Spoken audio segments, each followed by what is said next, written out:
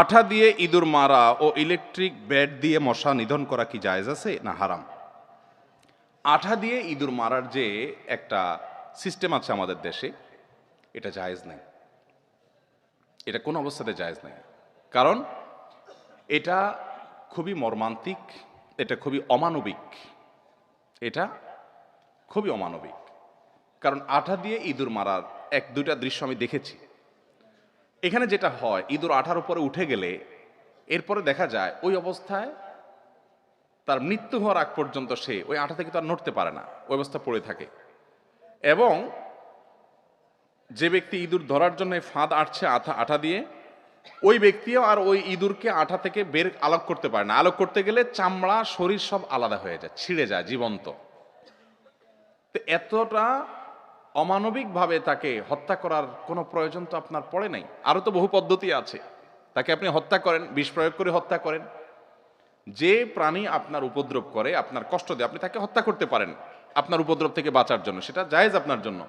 নবী করিম সাল্লাল্লাহু আলাইহি সাল্লাম বলেছেন, ইন্নাল্লাহা কাতাবা আলাইকুমুল ইহসানা ফি কুল্লি শাই।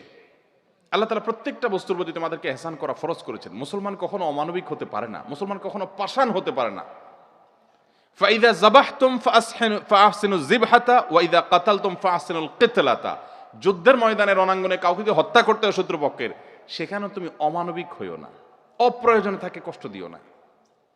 এই জন্য লাশের কান কাটা, চোখ কাটা, অঙ্গ প্রত্যঙ্গ কাটা, টুকরা টুকরা করা, যুদ্ধক্ষেত্রে কাফেরের লাশ যে আপনাকে হত্যা করছে আছে তাকেও আপনি হত্যা করতে পারেন, তাই বলে এরকম অমানবিক হতে পারেন না। ইসলাম জায়েজ করে না, মুসলা এটাকে বলা নিষেধ।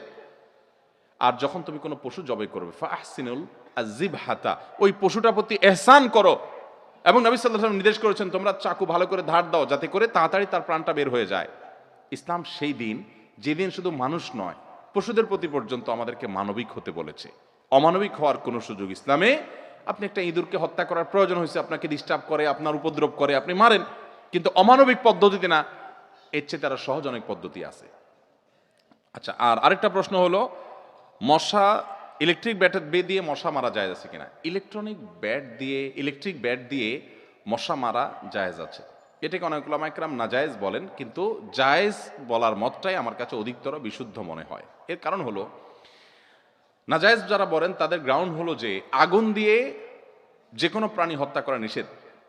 নবী করিম সাল্লাল্লাহু আলাইহি ওয়াসাল্লাম এই ব্যক্তিকে দেখলেন পিপিলিকা মারছেন আগুন দিয়ে, নবী সাল্লাল্লাহু আলাইহি ওয়াসাল্লাম তখন নিষেধ করেছেন। আগুন দিয়ে লা ইউআযযিবু বিন-নার ইল্লা রাব্বুন নার, আগুন দিয়ে কেউ শাস্তি কাউকে দিতে পারে না আল্লাহ ছাড়া, এটা নিষেধ।